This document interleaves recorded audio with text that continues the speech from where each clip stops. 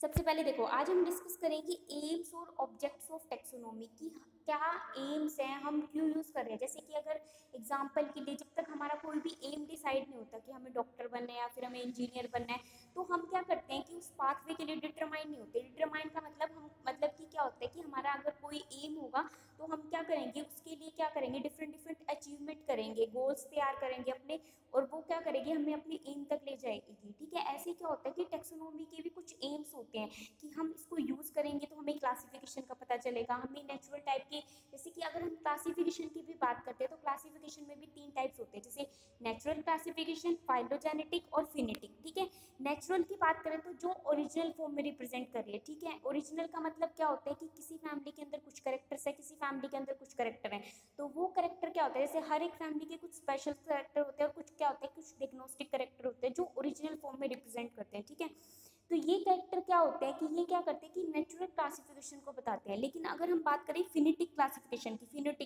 फिनोटिक क्या बताते हैं, फिनोटिक और फाइलोजेनेटिक। फाइलोजेनेटिक मतलब कि प्रीवियस एंसिस्टर्स करेक्टर को भी ध्यान में रखा जाता है जब भी हम क्या करते हैं, हमने टेक्सोनोमी का मीनिंग समझा था, सिस्टमैटिक और टेक्सोनोमी। ये क्या करते हैं कि अरेंजमेंट करना, किसके हिसाब से, रोज के हिसाब से। अरेंजमेंट किसका करना, कि करेक्टर्स का अरेंजमेंट करना। ठीक है, जैसे कि कुछ करेक्टर्स क्या होते हैं कि जो स्पेशल करेक्टर होते हैं उनको क्या रखा जाता है, सबसे आगे रखा जाता है। या फिर हम एग्जाम्पल की बात करें तो सबसे पहले स्पीशीज होती है, स्पीशीज से ऊपर क्या आता है, जीनस होता है, फिर फैमिली हो गई, क्लास हो गई, ऑर्डर हो गया। तो ये क्या है, एक टाइप की अरेंजमेंट है। ठीक है, किसके हिसाब से अरेंजमेंट करते हैं, बोटेनिकल नोमेनक्लेचर के हिसाब से अरेंजमेंट करते हैं। ऐसे क्या है कि अगर हम एम्स की बात करते हैं तो एम्स पे क्या है कि टेक्सोनोमी का क्या एम है कि हमें सबसे पहले क्या पता चलेगा कि हम किसी भी प्लांट की क्लासिफिकेशन को कैसे कर सकते हैं। यहाँ तक समझ में आया? यस। कोई दिक्कत तो नहीं है इस पॉइंट में? बताओ, मैं फिर से रिपीट कर दूंगी, अगर कोई पॉइंट में अगर कुछ दिक्कत है तो बताओ। नेक्स्ट बताऊं? यस। ओके, सेकंड पॉइंट देखो, सेकंड पॉइंट क्या कह रहा है कि the plant taxonomy aim is to establish a proper method of identification, nomenclature and description. ठीक है, तो अगर हम बात करते हैं प्लांट टेक्सोनोमी की तो वो वही चीज को दोबारा से एक्सप्लेन कर रहा है। क्या कहना चाह रहा है कि एक टाइप का हमें एक प्रॉपर मेथड मिलता है। ठीक है, जैसे हमने आप लोगों को अगर रिकॉल हो रहा हो तो सबसे पहले हमने फंडामेंटल कंपोनेंट पढ़े थे। फंडामेंटल कंपोनेंट्स में भी क्या बात बोली गई थी, यही बात बोली गई थी कि सबसे पहले हम क्या करेंगे कि क्लासीफाई करेंगे, फिर उसके बाद क्या करेंगे, आइडेंटिफाई करेंगे। आइडेंटिफाई क्या करेंगे, कोई भी अननोन प्लांट स्पीशीज को हम आइडेंटिफाई करेंगे। फिर क्या करेंगे, हम उसके कुछ डायग्नोस्टिक करेक्टर्स को क्या करेंगे और क्या करेंगे, कलेक्ट करेंगे, गैदर करेंगे डिफरेंट डिफरेंट जगह से। उन करेक्टर्स को गैदर करने के बाद क्या करते हैं कि कुछ करेक्टर्स कैसे होते हैं, फिर हम क्या करेंगे, उनकी फाइलोजेनेटिक देखेंगे, फिर उनका नेमिंग करेंगे। तो ये सारे क्या है कि ये एक टाइप का प्रॉपर मेथड होता है। ऐसे ही अगर हम प्लांट टेक्सोनोमी की बात करते हैं तो सबसे पहले हम क्या करते हैं, किसी भी प्लांट स्पीशीज को आइडेंटिफाई करते हैं, फिर नोमेनक्लेचर, नोमेनक्लेचर मतलब किसी भी स्पेसिफिक नाम देना। जैसे कि अगर हम एग्जांपल की बात करें, सिंपल एग्जांपल ले लो, आप लोग जैसे भी कोई भी बेबी होता है, ठीक है, अब बेबी बोर्न हुआ है तो वो क्या करते हैं कि उसको स्पेसिफिक थोड़े दिन के अंदर उसको क्या दिया जाता है, उसकी नेमिंग की जाती है, मतलब उसको नाम दिया जाता है, कुछ ना कुछ उसको नाम देते हैं कि ताकि लोग उसी नाम से बुलाए। ऐसे ही क्या होता है कि कोई भी स्पीशीज है, कोई भी स्पीशीज आइडेंटिफाई हो रही है तो आइडेंटिफाई करने के बाद सबसे पहले क्या किया जाता है कि उसको स्पेसिफिक नेम दिया जाता है, ताकि क्या करे कि जितनी भी फ्यूचर स्पीशीज है, कोई भी न्यू स्पीशीज ओरिजिनेट हो रही है तो वो ध्यान रखा जाए कि अच्छा इस स्पीशीज को ये स्पेसिफिक नाम दिया गया है तो इसके कुछ ऐसे करेक्टर है उनकी वजह से दिया गया है।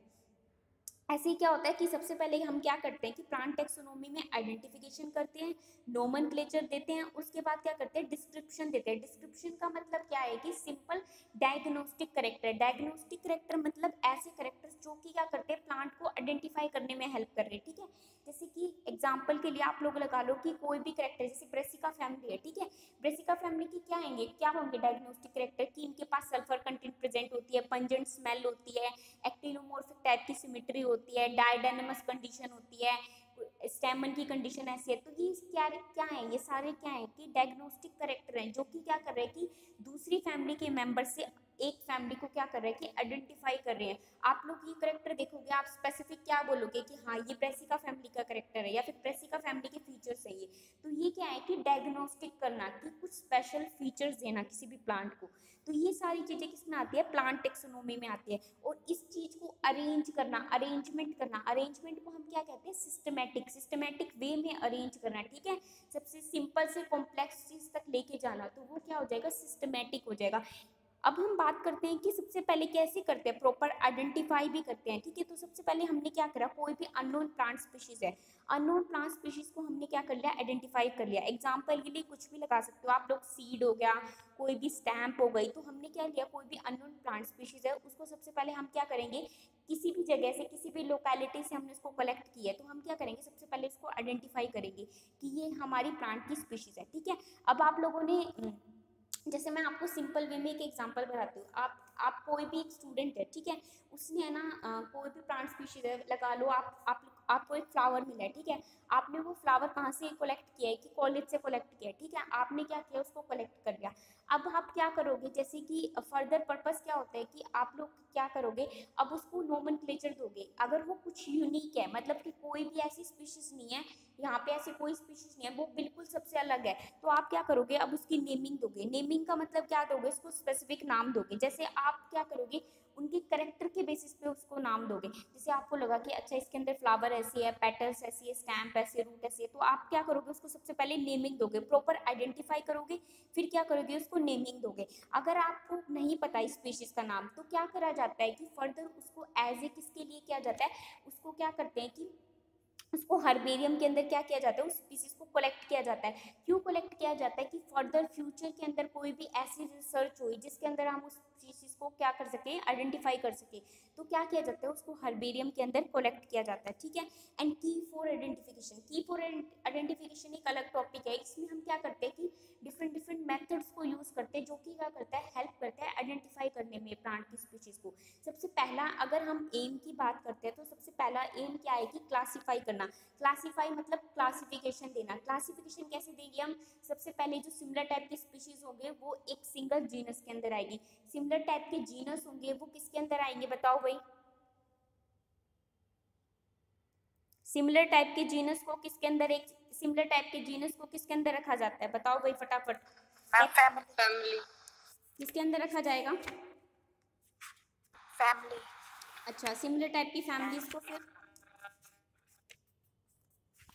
आज मैं आप लोगों से ही पूछूंगी, सिमिलर टाइप की फैमिलीज को किसके अंदर रखेंगे, ऑर्डर में, ऑर्डर के अंदर। और सिमिलर टाइप के ऑर्डर्स को क्लास सिमिलर टाइप की क्लास, सिमिलर टाइप की जो क्लासेस होंगी उनको किस में रखेंगे, डिवीजन में। डिवीजन में। और जो सिमिलर टाइप के डिवीजन है उनको किस में, एक सिंगल किस में डाला जाता है, किंगडम। किंगडम के अंदर डाला जाता है। तो ये क्या हो गई, क्लासिफिकेशन हो गई। क्लासिफिकेशन क्या है कि फर्स्ट एम है, किसका फर्स्ट एम है, टेक्सोनोमी का। अगर हम सेकंड एम की बात करें तो सेकंड एम क्या है कि प्रॉपर क्या करना, अरेंजमेंट करना, एक सिस्टमैटिक वे में अरेंजमेंट करना। तो अरेंजमेंट के अंदर प्रॉपर मेथड के अंदर सबसे पहले क्या आएगा, सबसे पहले आइडेंटिफिकेशन आएगी। नेक्स्ट पॉइंट क्या आएगा, नोमेनक्लेचर देना। थर्ड पॉइंट क्या आएगा, डिस्क्रिप्शन देना। आइडेंटिफिकेशन में क्या करना, अननोन प्लांट स्पीशीज को कंपेयर करेंगे किससे, ऑलरेडी जो आइडेंटिफाइड स्पीशीज है उससे। सेकंड पॉइंट क्या है, नोमेनक्लेचर। नोमेनक्लेचर मतलब स्पेसिफिक नेम देना। हम एक कॉमन नेम भी दे सकते हैं और साइंटिफिक नेम तो हमें देना ही देना पड़ेगा, तो कॉमन नेम भी हो गया और साइंटिफिक नेम भी दे दिया। थर्ड पॉइंट क्या हो गया, डिस्क्रिप्शन। डिस्क्रिप्शन के अंदर क्या आएंगे कि कुछ डायग्नोस्टिक कैरेक्टर्स को क्या किया जाता है, आइडेंटिफाई किया जाता है। वो कैरेक्टर क्या होते हैं कि उस प्लांट स्पीशीज के बेसिस पे होते हैं कि हमने ये प्लांट स्पीशीज आइडेंटिफाई किया है, हमें इसके अंदर ये कैरेक्टर मिले हैं, ठीक है। यहाँ तक समझ में आ गया। और जो फोर्थ रूल होएगा, फोर्थ रूल क्या है कि international code of botanical nomenclature, मतलब कि क्या होगी, जितनी भी जो ये सिस्टमैटिक जो अरेंजमेंट चल रही है वो किसके बेसिस पे होएगी, बोटेनिकल नोमेनक्लेचर के बेसिस पे होगी। अब हम फर्दर क्लासेस में पढ़ेंगे कि बोटेनिकल नोमेनक्लेचर क्या है, क्या क्या रूल्स हैं बोटेनिकल नोमेनक्लेचर के, क्यों हम सिर्फ बोटेनिकल नोमेनक्लेचर को यूज करते हैं, ठीक है। तो ये सारे रूल्स भी हम फर्दर देखेंगे। अभी तक हम सिर्फ अभी एम समझ रहे हैं कि क्या क्या एम्स है टेक्सोनोमी के। ये दो एम समझ में आ गए, यस मैम। ठीक है, इसमें तो कोई दिक्कत नहीं होगी। No ma'am. ओके, अब थर्ड एम देखो। थर्ड एम क्या कहना चाह रहा है कि the important objectives of plant taxonomy is the reconstruct the evolutionary history of the plant kingdom. ये क्या कहना चाह रहा है कि जो प्लांट टेक्सोनॉमी है वो क्या करती है, रिकंस्ट्रक्ट करती है। रिकंस्ट्रक्ट का मतलब कि क्या करती है, टाइप का कनेक्शन लिंक बनाती है। कनेक्शन लिंक किसका बनाएगी, जो इवोल्यूशनरी हिस्ट्री है। इवोल्यूशनरी मतलब कि जो एंसिस्टर करेक्टर्स हैं उन करेक्टर्स को भी ध्यान में रखा जाता है, ठीक है। जैसे कि कोई भी डिजीज होती है, आप लोग एग्जाम्पल के लिए बता देते हो, कोई भी डिजीज होती है तो हम क्या करते हैं, सबसे पहले डॉक्टर क्या देखते हैं, एक टाइप का पेडिग्री चार्ट देखता है। वो क्या देखता है कि अच्छा इसकी फैमिली में ये करेक्टर है तो मतलब फ्यूचर जनरेशन में वो करेक्टर होने के चांसेस क्या हो जाएंगे, बहुत मैक्सिमम हो जाएंगे। ऐसे ही क्या हो जाता है कि जब भी हम किसी भी प्लांट टेक्सोनोमी स्पीशीज को आइडेंटिफाई करते हैं तो हम सबसे पहले उसकी इवोल्यूशनरी हिस्ट्री देखते हैं, क्योंकि जितने भी इवोल्यूशनरी या इंसिस्टर करेक्टर्स हैं वो क्या करते हैं कि पास होते हैं पेरेंट्स से किसके अंदर, प्रोजेनी के अंदर। ऐसे क्या है कि जो प्लांट टेक्सोनोमी है उसके अंदर भी क्या देखा जाता है, इवोल्यूशनरी हिस्ट्री को ध्यान में रखा जाता है। उसके बेसिस पे की क्या की जाती है, आइडेंटिफिकेशन की जाती है, ठीक है। फाइलोजेनेटिक क्लासिफिकेशन का मतलब क्या हो जाएगा कि प्लांट को क्या करेंगे, अरेंज करेंगे, सीक्वेंस वाइज अरेंज करेंगे कि ये सबसे एंसिस्टर करेक्टर है, उसके बाद ये करेक्टर आएगा और फर्दर क्या होंगे, कुछ न्यू करेक्टर। जैसे कि एग्जांपल के लिए लगा लो कि कोई भी ऐसा करेक्टर है कि कैलेक्स के अंदर सिर्फ यही अरेंजमेंट होती है जो एंसिस्टर से चलती आ रही है, तो वो करेक्टर को सबसे पहले रखा जाएगा, वो सबसे इंपॉर्टेंट फीचर होगा। लेकिन क्या होगा कि अब जैसे जैसे रिसेंट मॉडिफिकेशन हो गई तो रिसेंट मॉडिफिकेशन के अंदर कुछ नए करेक्टर्स भी डेवलप हो जाते हैं। जैसे कि एग्जाम्पल के लिए लगा दो कि पहले क्या होता था कि जैसे पहले क्या होंगे, सिंपल सब्जेक्ट्स होते थे जैसे कि botany, chemistry, zoology, botany.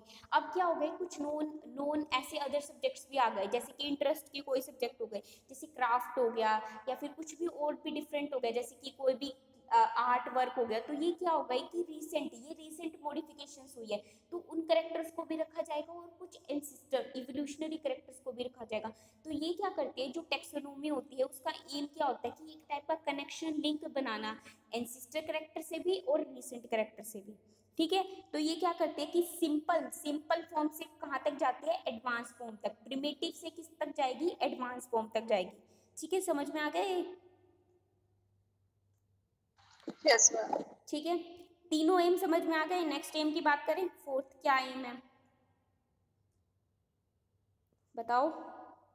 Yes ma'am. Okay, fourth aim क्या कहना चाह रहा है कि the plant taxonomy also aims to provide the variable scientific information regarding the distribution, habitat, economic important, ठीक है। अगर हम इस प्लांट टेक्सोनोमी की नेक्स्ट एम की बात करें तो ये भी क्या कहना चाह रहा है कि अगर हम स्पेसिफिक एग्जांपल पढ़ रहे हैं, कोई भी फैमिली पढ़ रहे हैं, ब्रेसिका पढ़ लिया, ब्रेसिकेसी फैमिली हो गई, मालवेसी हो गई, तो ये क्या किया इन्होंने, आप लोगों ने अच्छे से पढ़ा है कि सबसे पहले इन्होंने क्या किया, प्लांट को आइडेंटिफाई किया, आइडेंटिफाई कर लिया। आइडेंटिफाई करके आप लोगों को सबसे पहले क्या देखते हैं, आप लोग कभी भी, आप लोगों ने कितनी सारी फैमिलीज पढ़ी है, उनमें सबसे पहले आप लोग क्या पॉइंट देखते हो, सबसे पहला पॉइंट क्या होता है फैमिली के अंदर, बताओ भाई। सबसे पहला पॉइंट क्या होता है, इतनी सारी 14 फैमिलीज पढ़ी है, सबसे पहला पॉइंट क्या होगा, आप लोगों से पूछ रही हूँ। सबसे पहले क्या दिखता है आप लोगों को, सबसे पहले स्टार्टिंग में ओपन होती, कोई भी फैमिली ओपन होती है, सबसे पहला पॉइंट क्या होता है, मैम डाइकोटमी। सबसे पहले क्या पता चलता है आप लोगों को, अच्छे से ध्यान दिया हो तो सबसे पहले पता चलती है क्लासिफिकेशन। सबसे पहले सबसे फ्रंट पेज पे क्या होती है, क्लासिफिकेशन होती है। तो सबसे पहले क्या किया कि क्लासिफाई करते हैं प्लांट को कि डाइकोट है या मोनोकोट है, ठीक है। नेक्स्ट पॉइंट क्या होता है, नेक्स्ट पॉइंट की बात करें तो उसके बाद क्या होता है कि कौन कौन सी फैमिलीज के मेंबर हैं, जैसे टमाटो, पोटैटो, कोई भी फैमिली हो गई, सोलेनेसी फैमिली हो गई। सोलेनेसी फैमिली में क्या होता है कि जैसे पोटैटो हो गया, टमाटो हो गया, ओनियन हो गया। तो ये क्या हो गई, कैरेक्टर्स की कौन सी फैमिली के मेंबर्स हैं जो इसके अंदर इंक्लूड किए जाते हैं, ठीक है।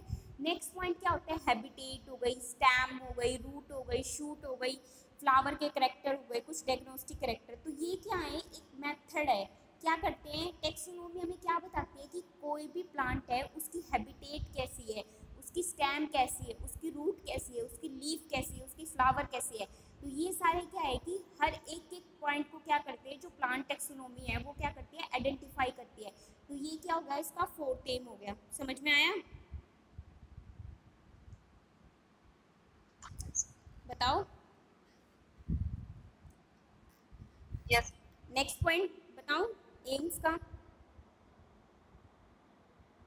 Yes. नेक्स्ट पॉइंट है कि plant taxonomy give the training to the student to the plant science regarding the collection of the preservation of the specimen, identification की एंड मैनुअल एंड मोनोग्राफ। ये क्या कहना चाह रहा है इस पॉइंट के अंदर कि ये बोल रहा है कि जो प्लांट टेक्सोनोमी है वो क्या देती है, एक टाइप की ट्रेनिंग देती है। अब आप लोग एक बात बताओ, अगर आप लोग 4 से 5 स्पीशीज को कलेक्ट करते हो तो आप लोगों को क्या किया जाएगा, आप लोगों को वो मेथड क्या होगा, अच्छे से फिट हो जाएगा। आप लोग क्या करोगे, सबसे पहले क्या करोगे, आइडेंटिफाई करोगे। आइडेंटिफिकेशन कैसे करोगे, जो ऑलरेडी आइडेंटिफाई स्पीशीज है उसके साथ क्या करोगे, करेक्टर्स को कंपेयर करोगे, ठीक है। नेक्स्ट पॉइंट क्या करोगे, फिर उसको नोमेनक्लेचर दोगे। नोमेनक्लेचर का मतलब साइंटिफिक नेम देना। फिर आप लोग क्या करोगे, क्लासिफिकेशन करोगे कि किस ग्रुप में रखे। अब हम इसे ग्रुप में तो रखना पड़ेगा, या तो डाइकोट में रखेंगे या मोनोकोट के अंदर रखेंगे, कौन से ग्रुप के अंदर रखें। तो ये क्या हो गया, क्लासिफिकेशन हो गया। क्लासिफिकेशन करने के बाद क्या करोगे आप उसको, अब क्या करोगे कि अब आइडेंटिफिकेशन फीचर ढूंढोगे कि इस फैमिली के अंदर अगर हम इसे रख रहे हैं तो कुछ ना कुछ आइडेंटिफिकेशन पॉइंट्स तो होने चाहिए ना, इसकी स्पेशल पॉइंट्स भी होने चाहिए।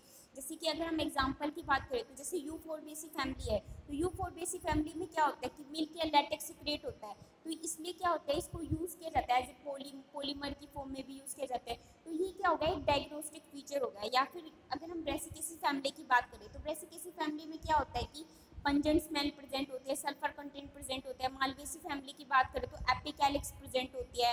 या फिर कैसा होता है कि जाइगोमॉर्फिक कुछ मेंबर्स होते हैं जिनके अंदर जाइगोमॉर्फिक टाइप की सिमेट्री होती है। तो ये क्या है, डायग्नोस्टिक फीचर है।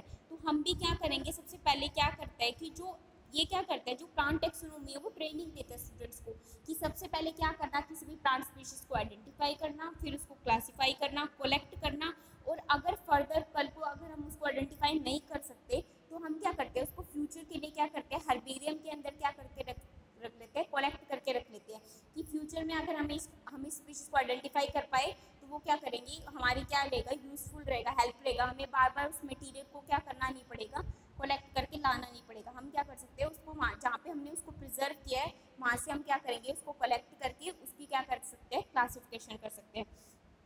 नेक्स्ट पॉइंट क्या है कि the plant taxonomy provide the significance and variable information concern the endangered species genetic variation. अब प्लांट टेक्सोनोमी क्या करता है, हम डिफरेंट स्पीशीज को आइडेंटिफाई करते हैं तो वो क्या करता है कि एक टाइप का सिग्निफिकेंस बनाता है। सिग्निफिकेंस क्या बनाया कि वो कुछ एंडेंजर्ड स्पीशीज का मतलब क्या होता है कि जो हमें बहुत रिसेंट नहीं मिलती, जो स्पीशीज जो क्या होती है कि बिल्कुल मतलब कि क्या होती है कि जैसे कि एग्जाम्पल के लिए लगा लो कि बहुत जैसे कि रेयर मिलती है, जैसे लगा लो कि रेड पांडा हो गया, या फिर उसके अलावा लगा लो राइनोसिरोज हो गया। तो ये क्या है कि कुछ ऐसी स्पीशीज हैं जो बहुत रेयर मिलती है, ठीक है। तो उस स्पीशीज को हम क्या कहते हैं, एंडेंजर्ड स्पीशीज कहते हैं। अब हम प्लांट टेक्सोनोमी क्या करते हैं कि डिफरेंट स्पीशीज को कलेक्ट करता है, उसको आइडेंटिफाई करता है। तो हमने ऐसी स्पीशीज को आइडेंटिफाई कर दिया जो कि बहुत रेयर मिलती है, तो वो क्या करेगा, हेल्पफुल रहेगा कि हम फ्यूचर में उसको क्या कर सकते हैं, पढ़ सकते हैं, जैसे कोई भी फ्यूचर में उसका रेफरेंस दे सकते हैं। तो प्लांट टेक्सोनोमी क्या करता है कि हेल्प करता है। या फिर कुछ ऐसे प्लांट्स हैं जिनके अंदर कुछ डिफरेंट टाइप की जेनेटिक वेरिएशन हो रही है, तो हम क्या करते हैं, उसको कलेक्ट करेंगे, उसको प्रिजर्व करके रखते हैं। जैसे कि आप लोगों ने किसी ने कभी बोटेनिकल गार्डन देखा होगा, तो उनके अंदर क्या होता है, डिफरेंट प्लांट स्पीशीज को कलेक्ट किया जाता है। जैसे कुछ क्या होती है, रेयर होती है। एग्जाम्पल अगर लगा लो, फॉर कॉमन ही एग्जाम्पल लगा लो, जू है, जू में देखते हो, जू में क्या करते हो कि डिफरेंट जो जैसे कि जू में क्या होता है कि एनिमल्स होते हैं, उन एनिमल्स को क्या किया जाता है, उनको कंजर्व किया जाता है, कंजर्व करके क्या रखा जाता है, उनको कलेक्ट किया जाता है। फिर क्या करते हैं कि फ्यूचर में कि कोई स्पीशीज क्या हो जाए कि रेयर ना हो जाए, इसलिए क्या किया जाता है, उनको बचाया जाता है, ठीक है। यहाँ तक समझ में आया? Yes, ma'am. कोई दिक्कत तो नहीं है अब एम्स में, एम्स और ऑब्जेक्ट्स ऑफ टेक्सोनोमी में? No, ma'am. ठीक है, एक बार मैं जस्ट रिकॉल करवा देती हूँ कि क्या क्या एम्स हैं, ठीक है। उसके बाद हम नेक्स्ट पॉइंट पढ़ेंगे। सबसे पहला एम क्या है कि हमने क्या करना, कोई भी प्लांट स्पीशीज है उसको क्लासीफाई करना, ठीक है। क्लासिफिकेशन तीनों बेसिस पे हो सकती है। हम कॉमन कैरेक्टर्स को भी ध्यान में रख सकते हैं। फिनिटिक मतलब क्या होता है कि एंसेस्टर्स कैरेक्टर्स को भी ध्यान में रखा जाएगा। और नेचुरल का मतलब क्या होगा कि जो भी नेचर के अंदर जो भी क्लासिफिकेशन के पॉइंट्स होंगे उनको भी ध्यान रखेंगे, ठीक है। नेक्स्ट पॉइंट क्या है कि आइडेंटिफिकेशन करना। एक सिस्टमेटिक वे में क्या करेंगे, हम आइडेंटिफाई करेंगे। सबसे पहले हम क्या करेंगे, आइडेंटिफिकेशन पॉइंट्स देंगे, फिर नोमेनक्लेचर करेंगे, फिर क्या करेंगे, कुछ डायग्नोस्टिक फीचर्स बताएंगे। डायग्नोस्टिक मतलब कि जो डायग्नोस्टिक कैरेक्टर्स होंगे उनको क्या करेंगे, हम कंपेयर करेंगे या फिर उनको आइडेंटिफाई करेंगे। नेक्स्ट पॉइंट क्या कहना चाह रहा था कि इवोल्यूशनरी हिस्ट्री, जो रीसेंट इवोल्यूशनरी, दोनों के बीच में कनेक्शन का काम करता है, ठीक है। हम वो क्या करता है कि फाइलोजेनेटिक कैरेक्टर्स को भी ध्यान में रखता है और रिसेंट कैरेक्टर्स को भी ध्यान में रखता है, तो इस टाइप का क्या बनाता है, कनेक्शन लिंक बना देता है। नेक्स्ट बात करें तो नेक्स्ट पॉइंट क्या कहना चाह रहा है कि ये क्या करता है कि कुछ ऐसे फीचर्स को, इन कुछ ऐसे फीचर्स होते हैं लाइक जो प्लांट टेक्सोनोमी है वो क्या करता है कि साइंटिफिक इंफॉर्मेशन देता है, ठीक है, कि क्या हैबिटेट है किसी भी प्लांट है, उसकी क्या हैबिट है, क्या हैबिटेट है, क्या क्लासिफिकेशन है, कैसा रूट सिस्टम है, कैसा स्टेम सिस्टम है, तो ये भी क्या करता है, आइडेंटिफिकेशन करता है।